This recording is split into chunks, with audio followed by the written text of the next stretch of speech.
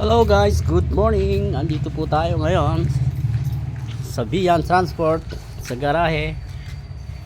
Medyo busy ang mga tao dito.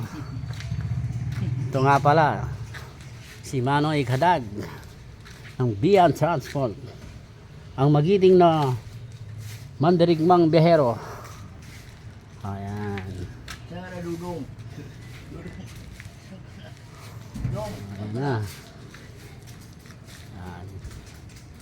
Pinupulayan niya ang kanyang kabayo.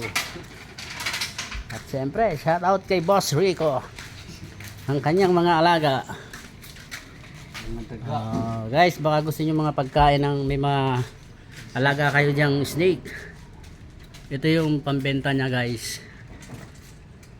Pakita ko sa inyo guys. Yan, ito. Ayan. Kung may alaga kayong ahas, ito yung pagkain. Pwede rin ito guys sa adobo, ulam.